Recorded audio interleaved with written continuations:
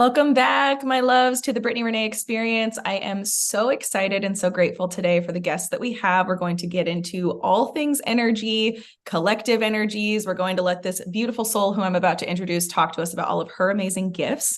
So today we have the soul therapist, Christy Forsyth, and I would love for you to share who you are, what you do, your gifts, your activations, what you lead people through. This is one of the elevated beings that is on the planet at this time, y'all. And we will link all of her ways to get to know her, her websites, link trees, anything else down in the description. So please make sure that you scroll down there and follow her and give her a like, a hi, and a tag. If you're reposting this, we would love to hear from you. But take it away, my love. We'd love to hear from you all about you. Hello, everyone. I call myself a soul therapist.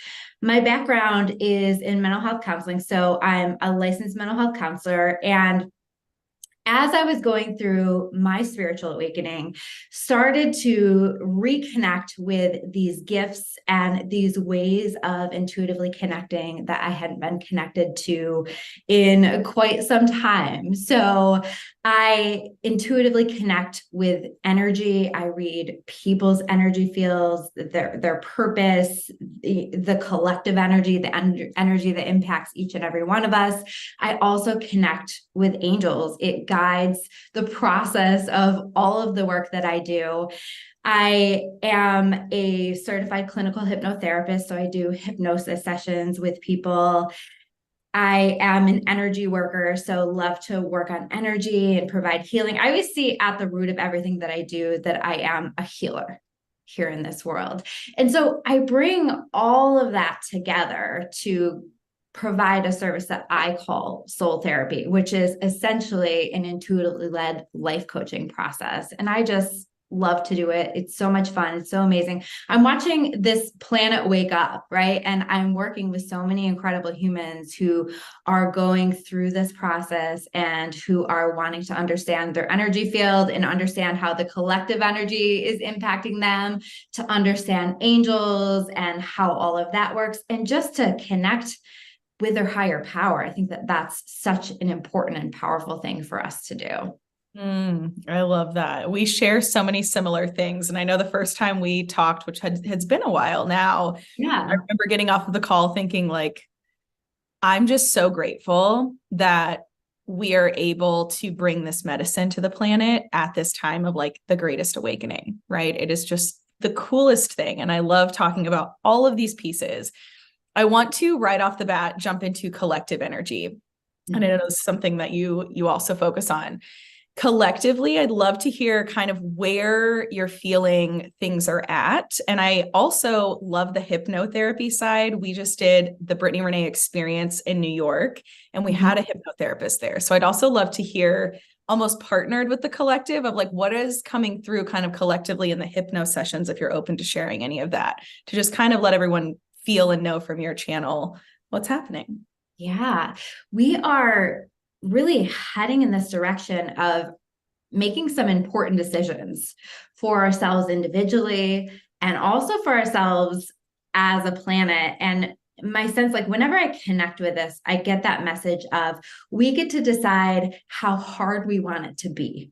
Right. And that's a little crazy, right? Why would we choose for it to be hard? But I think that in these human bodies of ours, we can make these decisions where we're disconnected from source, disconnected from spirit, that do lead us down a path of maybe what would be a harder experience here on Earth, a more difficult, a more challenging experience on Earth.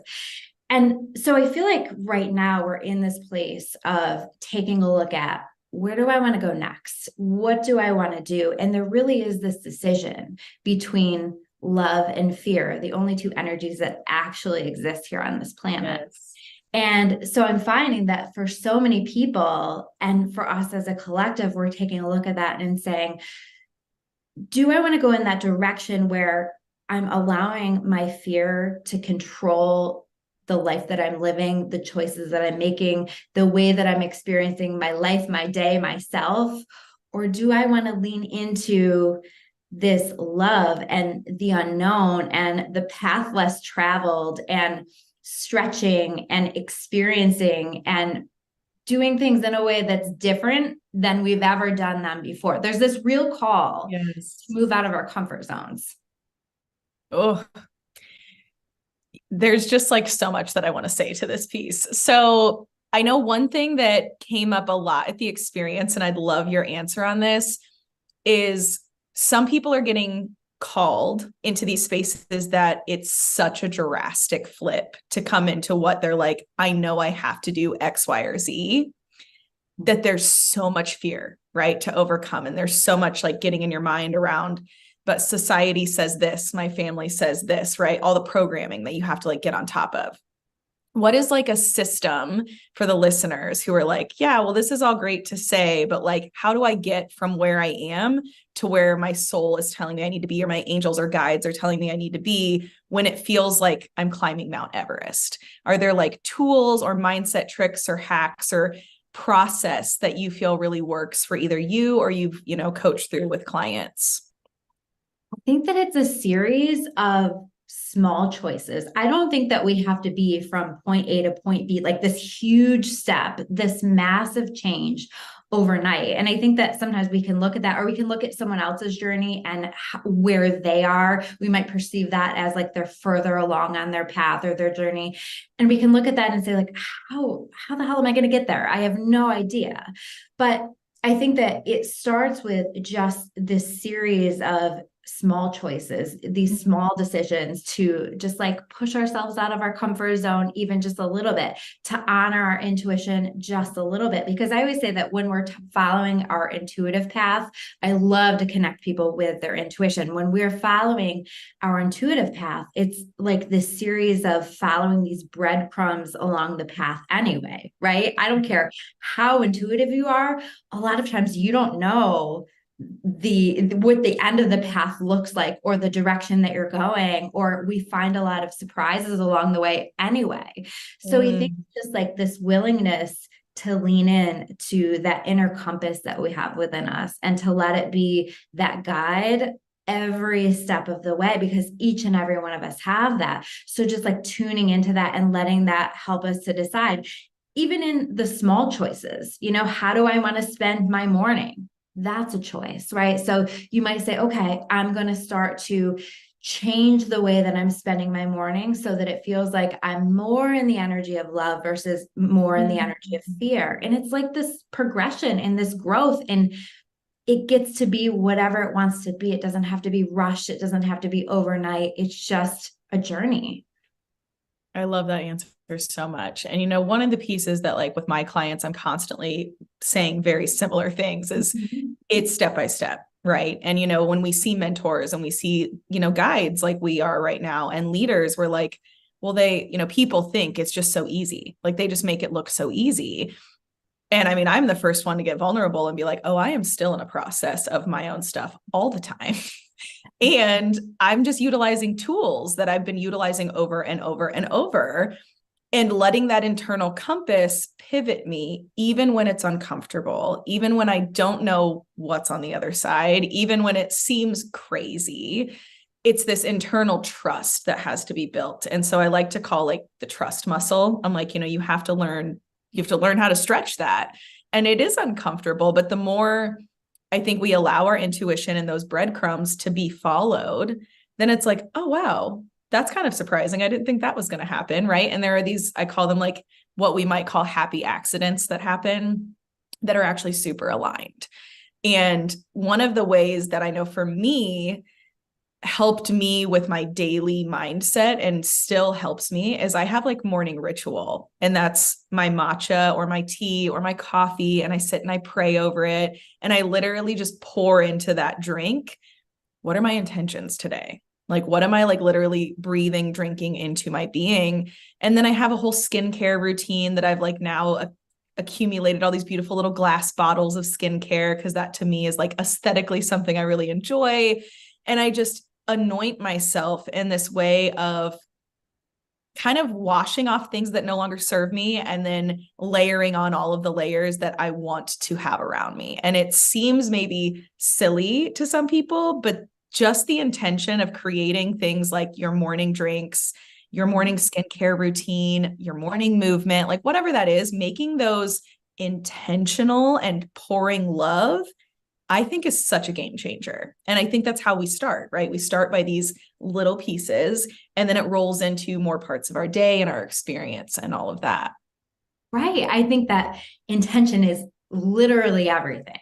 Yes. And can we take these experiences and make them intentional, right? And then suddenly your morning matcha, your morning skincare routine becomes something that is impacting your energy field in a positive way, something that's literally changing your life. And maybe you're not even doing anything differently than you did before, with the exception of now I'm choosing to be intentional with this, because symbolism and intention is the language of the universe.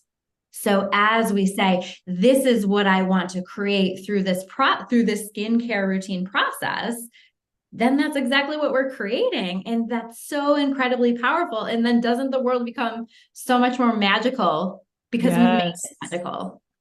Yeah, we do. That's it. And I mean, that's the key is, I think for a long time, a lot of the collective, and I mean, I know I was a part of this too, was looking outside of for that like happiness and fulfillment and joy and magic. And the real magic becomes the remembrance of like, we are the magic, we are the medicine, we have all of these things inside of us. And it's the creation of that in our own codes, in our own way, that really allow everything to be magical. I mean, a trip to the grocery store can be magical, and I am pouring that into my kids too. I'm like, you get to make even like the hardest moments softer by just remembering that you can shift the intention and how you show up for this. And, I think collectively, there's a lot of grief right now, and I think with this choice point that you're saying, that there's a lot of decisions are being made. I'm seeing this in my own life. I'm seeing this in my clients and in friends. I'd love to hear your reflection or view around like when you're in grief, how do you find like the intention or the maybe more feeling good energy? Like, how do you move through grief? I think this is something that is a great tool for people to hear. Mm-hmm. I think it's so important to consider, like, as we're in this choice point, that we can be both in grief and also moving forward. Like you can be in both energies and you can experience both energies. But I think with grief, there's just such a process with that. And it's something that truly we need to honor. I've seen in my soul therapy work, I've seen in my history as working as a mental health counselor, that grief is one of these things that if we don't honor it, it will force its way into our lives in some way, shape, or form. It will come to the surface and we're going to deal with it one way or another. And so we are. I think my preference is to do it my way, to do it in a way and in a timing that works for me rather than come to the surface. Because usually when it comes to the surface for us, it comes to the surface in kind of like an uglier way or in a way that we would not prefer to behave, handle things, feel, experience, whatever. So I think that the biggest thing with grief is truly to honor that and understanding that grief can be a loss of a person. It can be a loss of a vision that you had for yourself or a path that you thought that you were on. There's so much grief around so many different things. And we want to make sure that we honor that, because I think that the human being really needs that, really needs to honor that and allow that process of letting go. And so I'm such a big proponent of honoring your intuition and such a believer that we have all of the tools within ourselves to lead and guide our grieving process. And so when I'm working with clients, one thing that I'm asking people is a lot, it seems so simple, but what do you need right now? What do you need right now? And what are you needing right now today, here in this moment, to honor this grief? And can we follow that? Because grieving and working through grief, there's never going to be a one size fits all process to this. It's so individual. You'll see even in families who lose a person, where that grieving process looks so different across all of the different family members and the friends and all of the people who lost this person. And so we have to honor what we uniquely are needing. And I believe that we came here with all of the tools that we need for our healing journey. And so it starts with that tuning in and asking ourselves. I don't think that we do enough of that. No, not at all. Not at all. I think we have been programmed to bypass and disassociate. It's like, let's not touch that really emotional topic that, I think at the root of that for a lot of people, I think it's the fear of loss of control, which is really interesting because we're so used to controlling so many things. And of course we want to control the experience to be, pleasureful and what we want and how we think the highest good is. And boy, do we get humbled, right? When we're like, but it has to be this. And if spirit or your higher self is like, actually, we have something better. We go through, what I think people label as dark night of the soul, intense breakdown. And we're like, everything's breaking. And on the other side of that, right, we're like, oh, hindsight's 2020. I now understand why that partner couldn't be my partner, why that job couldn't stay, why I couldn't be in that city anymore. But at the time when you're in it, it feels daunting and overwhelming and you contract because you're like, oof, like, I don't understand what's happening. And, I also think that one of the pieces you hit that I just want to like say again, because I'm like, there's so much gold in that, is that we can grieve and still move forward. And this is something that I feel like needs to be like plastered because I think that there's a fear to grieve because you think you're going to stop and everything's just going to like break down around your grief, which for moments it can. And sometimes it has to, right? Like I just went through a massive, massive breakdown around a partnership that I had so many connectors to that I didn't realize how many connectors were to until I was in the grief. And I'm like, oh, I'm not only grieving the partner, but the life and the mission points and like all of these things that I thought were all starting to light up. And now I'm like, oh, okay. So there's a lot of grief here. And simultaneously, I was preparing to put on my first ever big in-person event in New York City. I'm like, all right, so I'm going to really learn the stretch of like the intense grief while also moving and growing and finding the gratitude points. So I think, to kind of even put a below this of, you can grieve and keep moving, there's also this little pocket of finding gratitude as you're learning this polarity of like, I'm in so much grief, but I'm also like moving into places that may seem a stretch for you and finding those pieces of gratitude that your being is able to hold so much contrast. Like you're a mega, mega incredible soul to hold the contrast of deep grief and also still moving forward.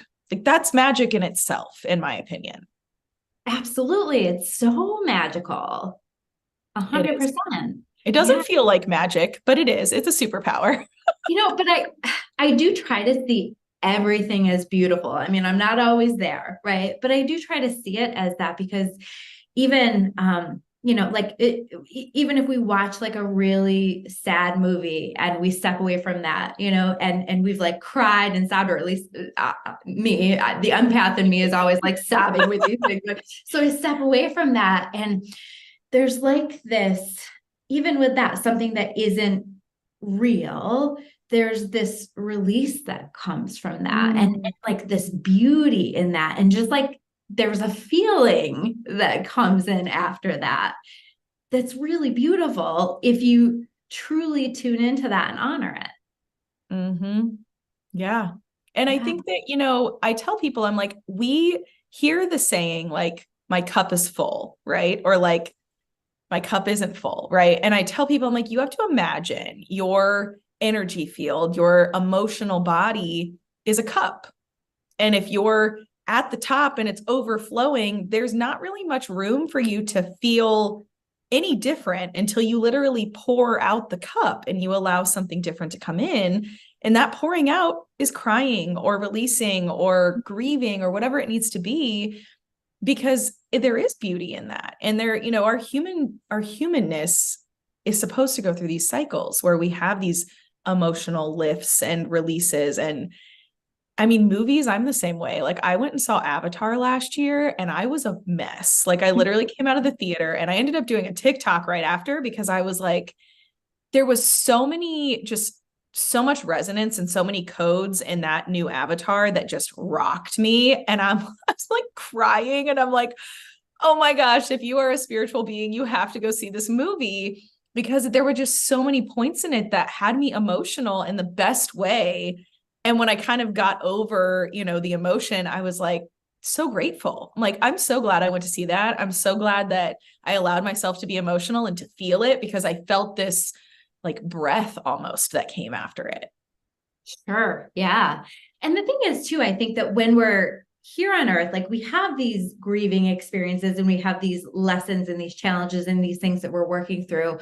But I also think like if we're paying attention, even when we are in the depths of that grief or darkness or dark night of the soul, if we start to look around, if we start to say, there is something greater than me, or if there is something greater than me, please show me.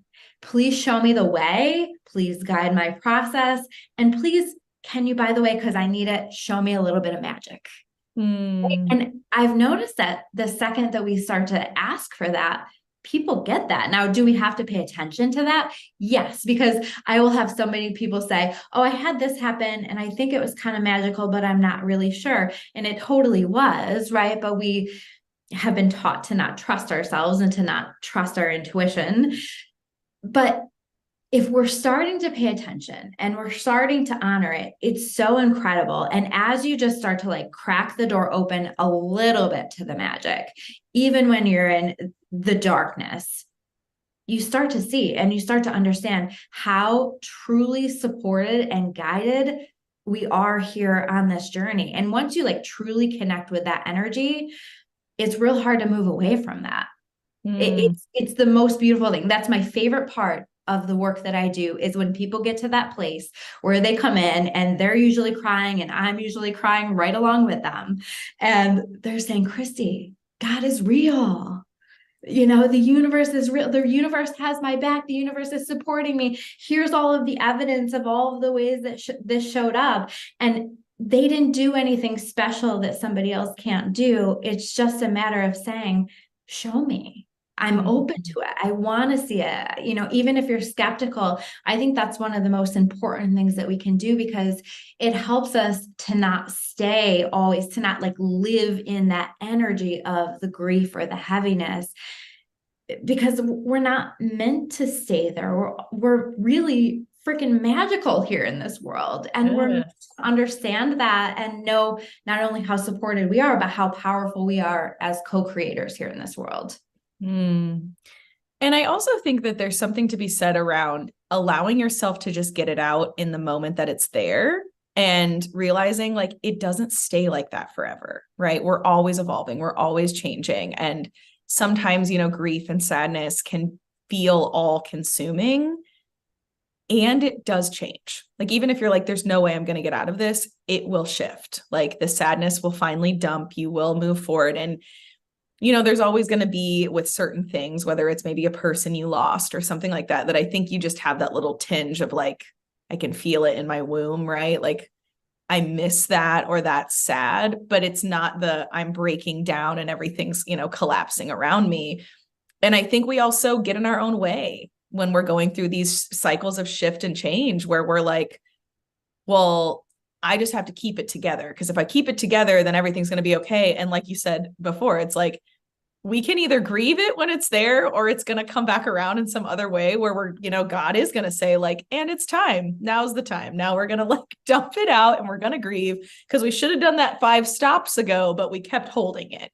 And so I, think that even anyone who's coming in a process where they are grieving, just let yourself be messy. Like I am such a proponent and like a leader in saying, show up messy. Like just show up messy, show up emotional, show up upset, like, and let people hold you. Because the other thing, which I think is beautiful because you're doing this, is that we are here to witness each other. And there's something I think that I know helps me to just be witnessed in my grief where someone sits there and is like, yeah, that's hard, and then you kind of have this moment of like, oh, I'm like really seen. I'm not crazy. Like this is quote normal, right? And it allows us to let someone else just like hold us with this. And so it doesn't feel so heavy. And then you get to realize like I actually get to set this down eventually. I get to like keep moving. And I think that's so important.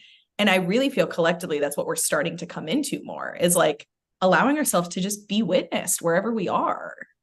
Yeah, I mean, I think that that's a huge part of where this collective energy is going is we're shifting more into authenticity. We're starting to get to know who we actually are more and more. That's uncovering. It's uncovering, I think, for a lot of people, myself included, in uncomfortable ways sometimes, but it is uncovering and we are learning. And there's this real call for us to lean into that authenticity, even if that authenticity looks really messy. You know, that's real. That's truth. Earth is hard.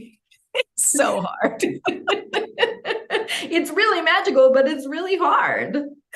Yeah. You know, Yeah. and I think the other piece too with authenticity is that, you know, part of what I've been channeling myself collectively and with clients is that, you know, the veils of illusion that we have like built around us, they're just getting ripped down. Like God, spirit, higher selves, whatever you want to call them, they are like, and we're done. And this is over. And this is not true. And this is not real. Right.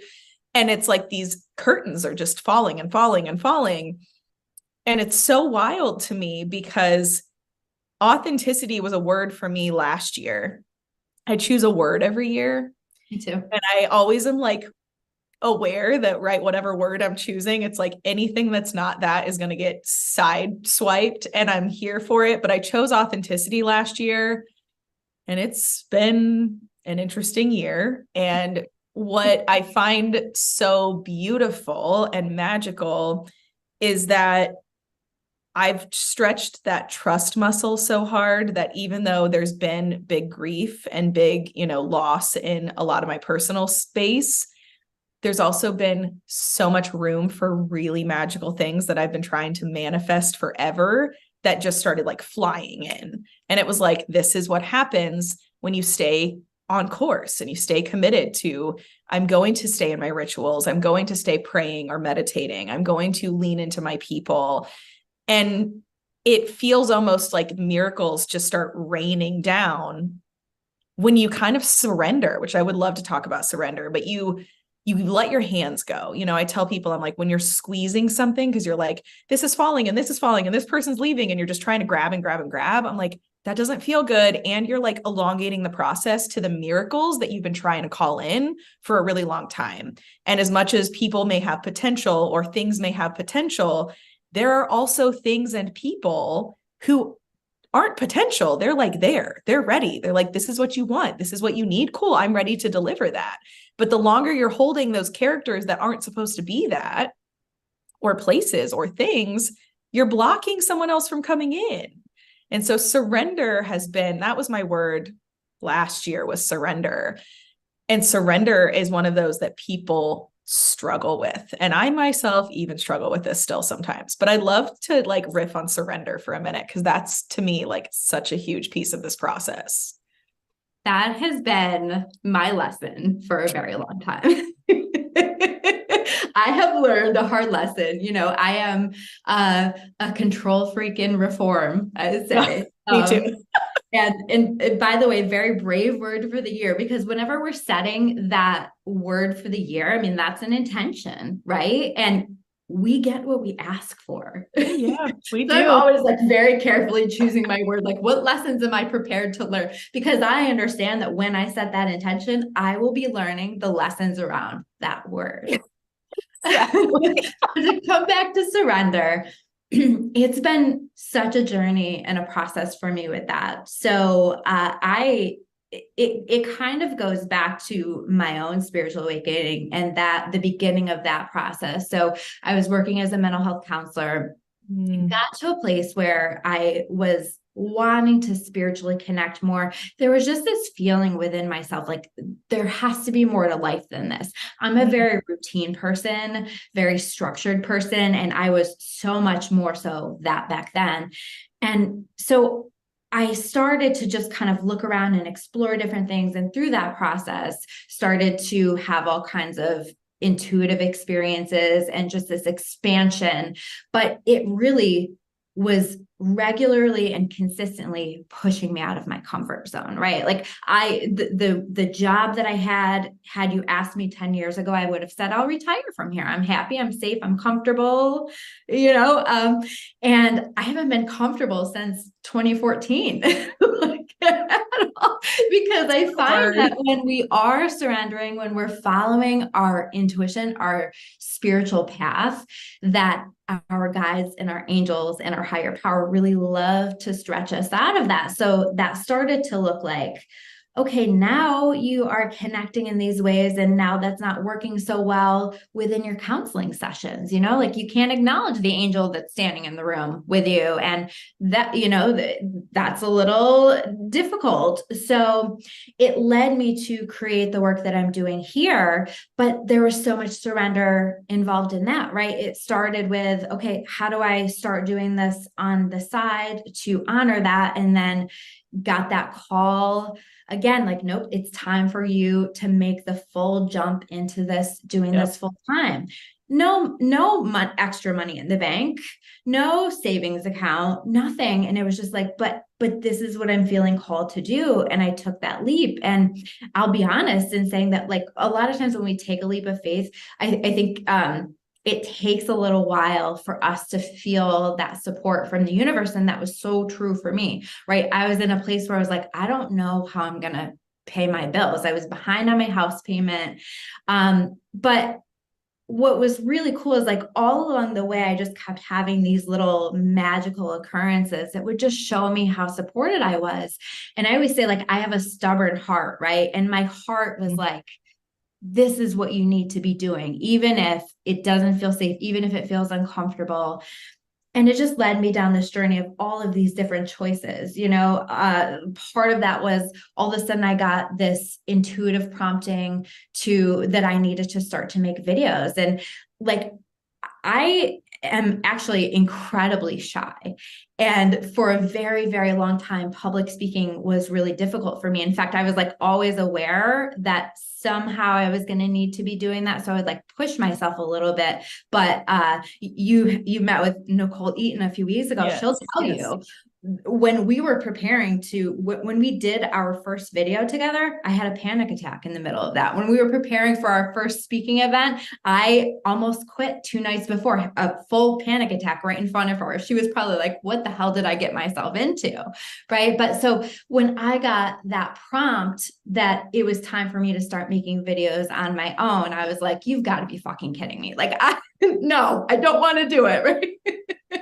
But because I've just felt supported along the way, it's just been a little bit like, okay, all right, this is what I'm feeling and hearing. So, okay, I'm going to do that. And I'm going to do that. And I've built it. And now I have a YouTube channel and I'm here doing this with you. And it never feels, to be honest, like fully comfortable for me, but it's come a long way. I've, like, really slayed a lot of those fear dragons. So there's been a surrender in that. And then there was, then I one change always leads to another. It seems like when we're following our soul, right? So then it led me into this place of, I was looking at my marriage and saying, this no longer aligns. Like, I'm not the same person that I was when I decided to enter into this marriage.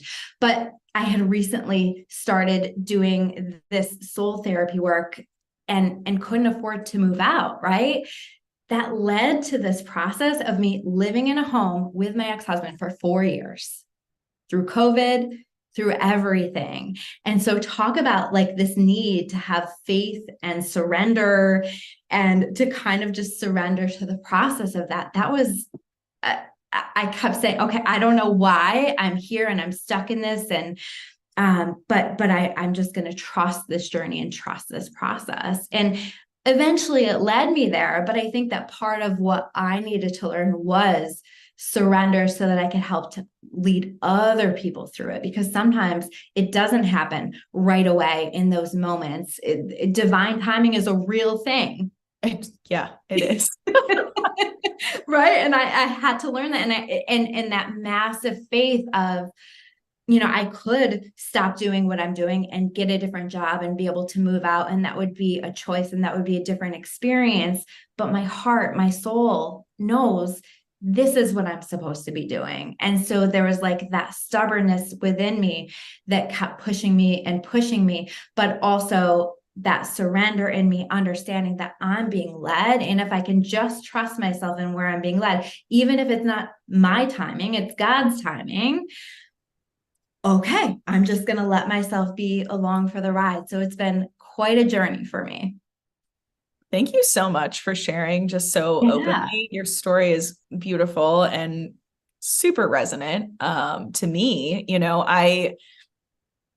I think it's really important for us to share, our stories and our process, because people really like to, I should say, a lot of us, not just people, a lot of us like to really pretend like, well, my road is harder, right? Or you don't understand. And I'm like, everyone's story is their own path. And many of us travel super similar paths. And we have these uncomfortable situations in the human experience that we're like, okay, my soul is telling me I need to do this, but my human experience right now looks like this because the projected reality that I have has been built for a really long time. So for me to get the new projected reality, it's going to take a minute, and it's going to take work, and it's going to take intention, and it's going to take commitment, and it's going to take blind faith, and it's going to take surrender.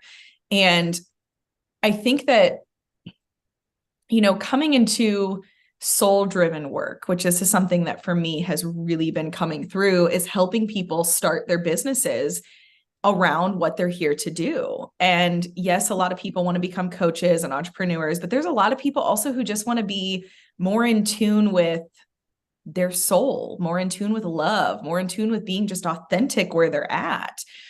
And I think that the guidance systems that are coming out are really rooted too around, we're magnetizing tribe and people and clients and friends because there is a resonance. And most of the time, I think it is in the story, right? Like staying in a space with an ex-partner, you probably had so many growth moments. I'm sure you probably had so many moments of like, we were actually divorced while living under the same roof.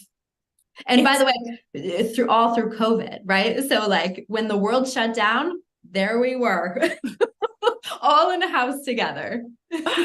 And it is so wild. And it's also, though, such a fun and beautiful story to hear now, because, I would not have known you had any fear around public speaking or videos or anything, because how we've interacted so far has been like on our call, you seemed so open. And then seeing you on your videos, being from the viewer, you seem so comfortable, right? And so I think it's also really incredible for us to share. You're not always going to be comfortable. Like, you're going to be doing things that other people might look at you and be like, oh, that looks so effortless. She's so easy on camera. And you're like, yeah, I might have had a breakdown before that, but I'm really glad that you received the message. Mm-hmm. I love that. And I also think there's also so much to be said around the things we don't want to do, we normally get called into doing, right? And it's like, of all the things, like I say that often in my process of surrender, I'm like, God, of all of the things that right now we could be doing, this is the one I would least like to do. And it's like, nope, that's the path. That's where you go. Yep. Cool. I love to start every single day before my feet even hit the floor with the question of, please, God, show me how you want to be of service today, right? And it's such a powerful intention, but also I find that God really wants me to be of service in ways that make me uncomfortable. Exactly. Because it's growth, right? It's learning. And I just have kind of learned at this point, like I do not know what's best for me. My intuition does if I tune in with that, right? But I do not know what's best for me. And God, the universe, whatever you want to call that, does and is always leading that journey, right? To come back to like my situation with living with my ex-husband, there was a bigger picture in that, right? I can say we no longer live together. We haven't in quite some time, right? But you know what? He's one of my best friends now. Like we were kind of forced to develop this relationship. He supports everything that I do. We have this really beautiful co-parenting relationship with one another. We have dinners together still. And so when I did move out of that situation and the kids, you know, they go, we share custody and go back and forth.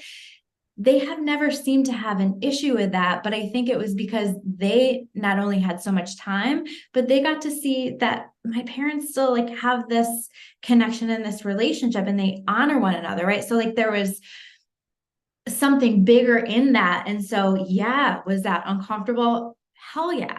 Right. But I'm grateful and I get it now and I see it now. And I also see the way that my faith was so stretched. Like you talked about, like I call it faith muscle, you know, like similar to you, right? Like my faith muscles were so stretched and I will never go back to where I was before because like, I just know how supported I am. Even if I have to wait, right? It's like, God will take care of it in the way that's best for me and everyone involved in the right timing. And I trust it. I love the co-parenting piece. You know, I share custody with my kids' dads too. And, you know, there is a noticeable difference when we are on a team and when we're not on a team. And the kids feel it. I mean, we all are energetic beings. Our children feel, even if we're smiling and we're like, everything's fine, they know when we're not being honest with them. And it's been one of my like cardinal rules as a mom is that I let my kids see me break down. I let them see me cry. I let them see me use my tools of like, yeah, mommy's going through like some stretches right now and it feels uncomfortable and my human is a little scared. And like, it's giving them the gift of these tools. And so I think that, you know, having the ability for your kids to feel safe, right, at both households, to feel seen at both households, to know like mom and dad are on a team and no matter what, I'm good. That's just really, really important. And so I love that you have that. One of the questions that came up that I want to ask is, what is your view and or response to people who are like, well, I've hit my like growth ceiling. Like this is where I've figured most of it out and I've grown here and here and here and in all the places I've grown. So like, I don't really know that there's too much more growth for me. What would you say to that? I think that's bullshit. You know, I say that with love. I say that with love, but I think that that's bullshit, right? Like that's what we're here to do. I remember there was this day that I was really struggling with things. And so I went into meditation and just like connected with the angels because like that's mostly what I connect with. And I just said, why is it so hard? And there are these times in my life where the angels have handed me my ass, and that was one of them. And what they showed me was, number one, how important this time in the planet is. And the way that the planet is ascending and the way that there's more light being brought onto the planet and the way that our bodies are embodying more light and in this progression and this growth in this journey. And basically showed me that when we came here to Earth at this time, there was such a celebration by every single soul because we got a front row seat to the ascension. Right. So it pulled me right out of like my complaining and my like feeling bad for myself and moved me into, wow, I'm lucky. Right. Like we were chosen. We're here for a reason. There isn't a single person here on this planet now that wasn't chosen for that in some way. We're all here to be light holders and space holders, like in different ways. We have different roles here. And so when someone says like, I've reached my capacity, well, you're still here. So to me, that doesn't connect because I think that we came here to grow and ascend and expand as much as we possibly can. We might get tired. We might be like, I would like to be done growing now. I've been there. but yeah, I think that the goal and the intention is to keep growing and to make use of this special opportunity that we have right now. Mm-hmm. Yes. And, it's interesting because I think that they're in this split, in this dynamic shift that's happening. I'm witnessing the different layers of it, right? I'm witnessing wow, I'm really fucking scared, but also I'm going to trust because I know that there's more. Mm-hmm. Then there's the beings who are wanting to hold to their illusionary castles that they've built. And they think that's still going to work. And I'm witnessing a lot of tower moments, and I'm seeing in the collective a lot of tower moments where it's one of those things like with grief, right? Like you're either going to face the music of we are here for mission, we are here to be the lights, we are here to be connected, we are here to grow, or you're going to get dragged. Like one of these quotes I saw in a coffee shop forever ago was let go or be dragged. Mm-hmm. And I'm like, that has stuck with me, like this mental photo forever. And I have those moments where I'm also like on the floor and I'm like, I'm ready to tap out. This is a lot. And it's just like, I keep seeing that let go or you're going to get dragged because you're going either way. So like, you can take 15 left turns when they're trying to make you, go a different direction, but your internal navigation system and spirit, God, your teams, you're going where you're here to be no matter what. So you're either going to make it really hard or you're going to just be like, okay, I know that this is tough. I mean, this is, and I do a lot of like galactic work. I work with angels too, but I do a lot of galactic work with like the Light Council. And a lot of what I've seen and been shown and meditated into is the huge meeting that happened prior to us incarnating. And we're called up into these spaces of you're going to be a leader, you're going to be a speaker, right? And it's like there were only strong warrior souls that decided to come into this human experience right now.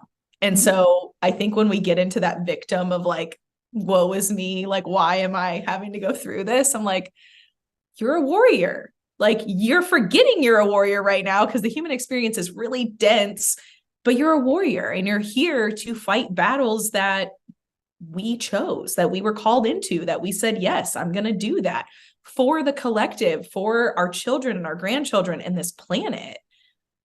We're serving up things that are sometimes, I think, almost like otherworldly, in my opinion, that I have moments when I'm given, visions through meditation or prayer that I even think like, how is that going to happen? Like, and it's so real. And I'm like, okay, I guess that's where we're going. Don't know how we're getting there, but I'm just going to follow like the little nudges to get there because that seems like a quantum leap.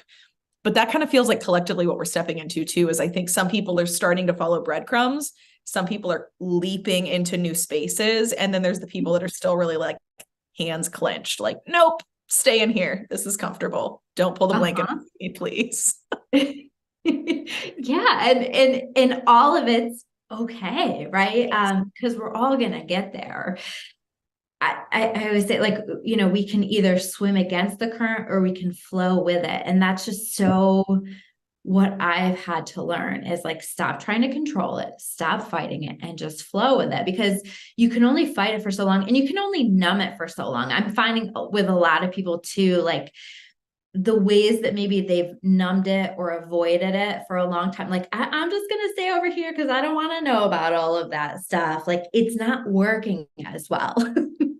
Oh. And you either are going to need to do more and more to numb yourself, to numb that internal voice that's saying, hey, it's time for you to wake up, or you're going to lean into it. And either way, like you said, you're going to be dragged. So I prefer the choice. I prefer to say, okay, I choose to surrender this, because for me, that just feels better for me. That works better for me. So I'm going to just let myself flow. And I think that there's real power in just saying, you know what, for the next 2 weeks, I'm going to just let myself flow with wherever it is that I'm being led, right? Like we could just open the door a little bit to that. We don't have to like force our way into that and completely say, I surrender everything and anything, but let me just see where this takes me and see where I'm being led. People have the most profound and incredible experiences with that. And once you learn how to work with that, you want more of that because you start to see how much easier it can be. Like if we just think about that image of either flowing along or swimming against the current, that's exhausting to swim against the current. And people are finding they can't do that any longer. And eventually everybody's going to get tired and they're just going to flow one way or the other.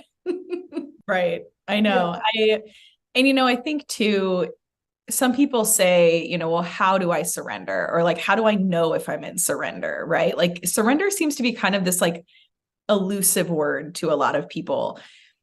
And one of the, pieces around like illusions that we build, I think if you are not in surrender, if you are seeing or feeling truths and you're choosing to say, well, that's too uncomfortable. I don't want to step in that. That's a no for me.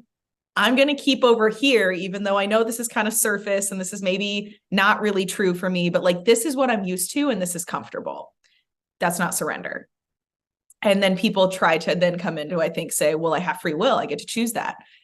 You do, but your free will is also not going to override your mission or what you're here to do. You're just choosing to stay in comfort longer. Now, being in surrender would be, I'm hearing and feeling this tug to something, this nudge. I'm seeing the breadcrumbs and I'm starting to lean in. And it doesn't have to be a flood, right? It can just be like just a little bit. I'm starting to lean in just a little bit. And you will see why you should keep leaning in.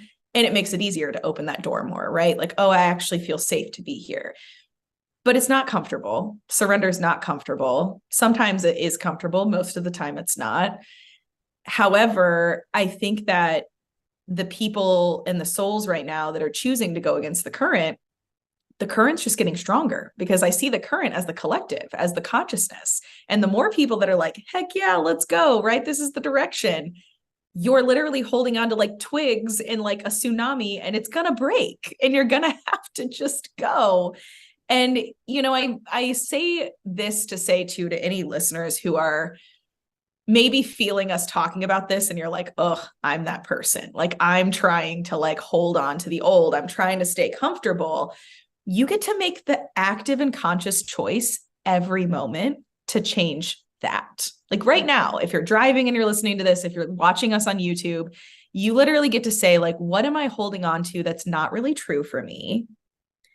And how can I just let my hands like release the control on this? And maybe I follow the nudge to do where my heart is. And, I think the other piece, if you're confused on what is my truth, is where is your heart and where is your head? That for me is a big one that I come into is like, where's my head and my mind trying to tell me?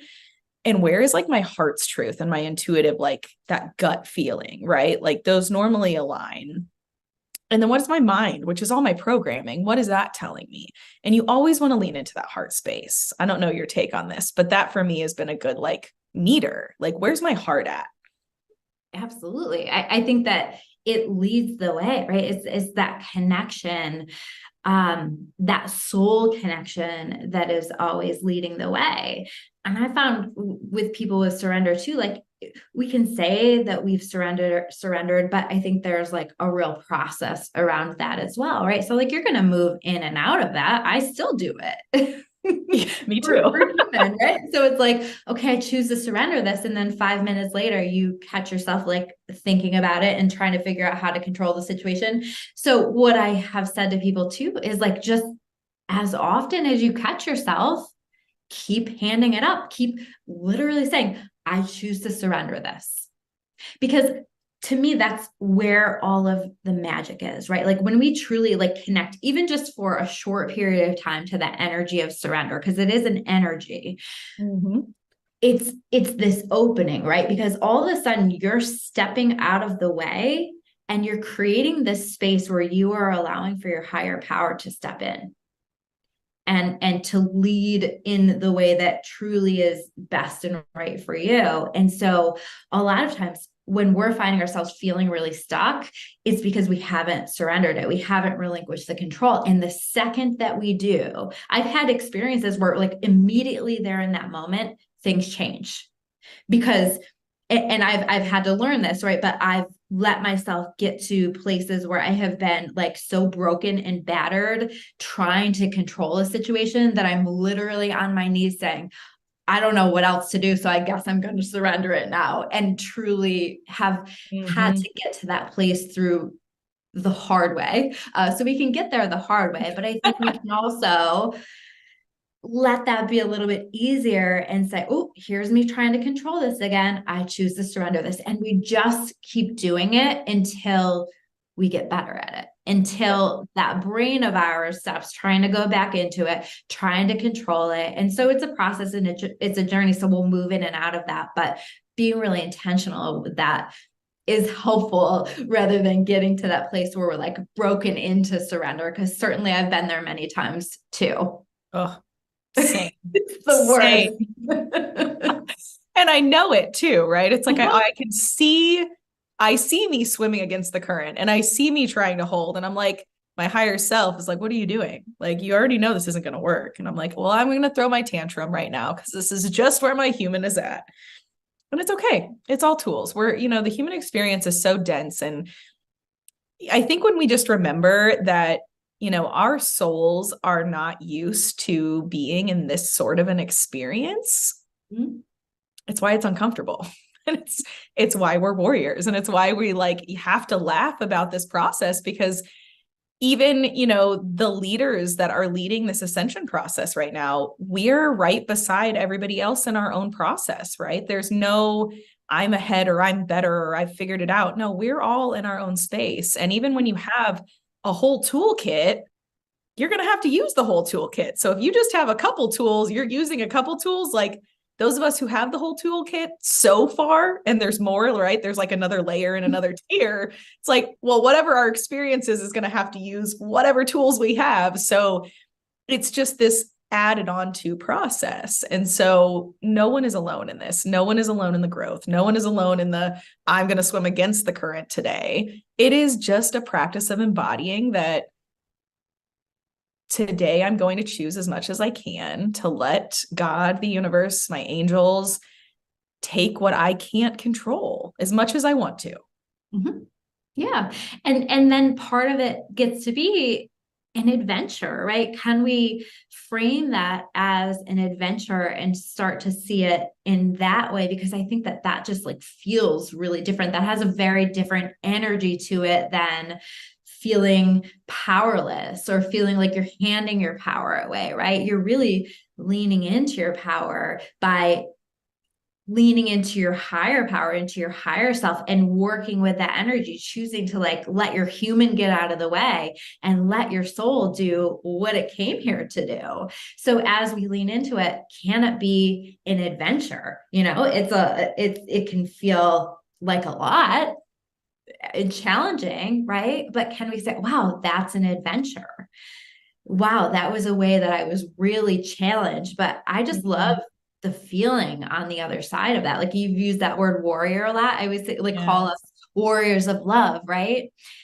Isn't that incredible? Like, when we're on the other side of some challenges and we've surrendered and we've moved our way through it. And while we're like, I don't know how I got through that, but I did, and I found my way. And what an adventure that was, and what an adventure we're on. And there's a feeling with that that's so beautiful. Yeah, I love that. And, I think this is why I also think it's so important to have, mentors or guides or tribe or friends, because we don't acknowledge enough what we move through, right? Because we're just so in the keep moving forward, keep going. And if you just take a moment to think about all of the things you have, went through, what you did withstand, I guarantee every single person has a story of yeah, I didn't really know how I was going to do that, and I did. And the more you can allow yourself to like self-reflect and be like, okay, this is hard, but I've done hard things. I can do hard things, right? And my track record is I haven't died yet, right? We're still moving. That gives you that like extra reflection to be like, okay, the confidence boost, right? The little like turbo button that's like, I can do this. I've done this, done hard things, even if it wasn't this hard thing, I can keep moving. And I think that's Absolutely. a really big piece to remember. Yeah. And we have those people that are our tribe, are our supports here on earth that help us through these hard things. And I think that it's so important to remember too that we're never alone in doing these hard things in spiritual form too, right? Like when I connect with this stuff and you see this stuff too, right? Like these spirit teams with people. So not only do we have our higher power, we have like this amazing energy that's guiding every part of that, but then we also have like this whole team that came here to help and guide our journey. And so when we're learning to surrender and we're just like opening to the help and to the support, we can start to see the magic in that too, where we're making those connections and we're seeing the ways that we're supported, whether that's through signs and synchronicities or just noticing like, something helped me with this. Something made this a little bit easier, right? So we're never doing this alone. And I think that that's really beautiful too. And we can feel so supported. It's so magical when you start to open to watching for that support. Mm-hmm. And it is, and I think that, circling back to what you said earlier was start asking to see the magic, start asking for the miracles, start commanding favor. You are the main character. So like, what does the main character want and need? We watch it in movies, right? Where they have the breakdown and they're like, I want this. And then all of a sudden, all these magical things happen. And it's like, oh, there it is. And it's like, but we come back into our human and we're like, well, that doesn't work. And I'm like, why not? Why not? You've got God, spirit, universe, your higher self. You have angelic teams, you have galactic teams, you have all of these beings in etheric form that are literally trying to like push the people and the opportunities and the things into queue for you. But you just have to be open, right? Just like keep your heart open, keep your eyes open, keep your mind as open as you can in this process. And it does get to be really magical.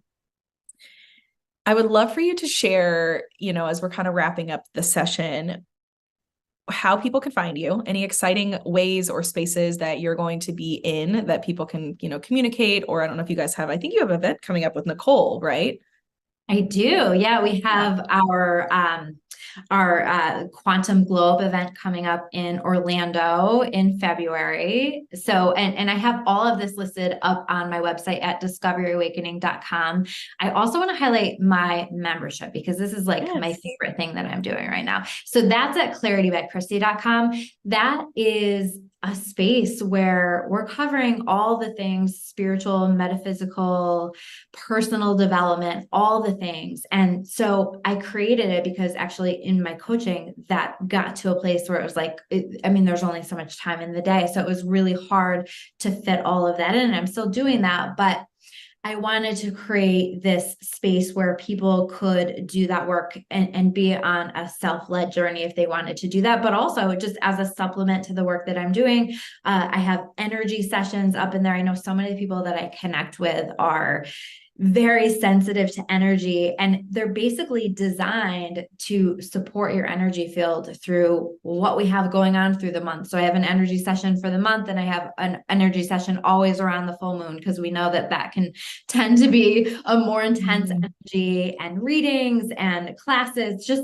all kinds of stuff. So I really love the work that I'm doing in there. And it's, I created it to be so affordable. It's $9.99 a month. And I just really love doing that work there.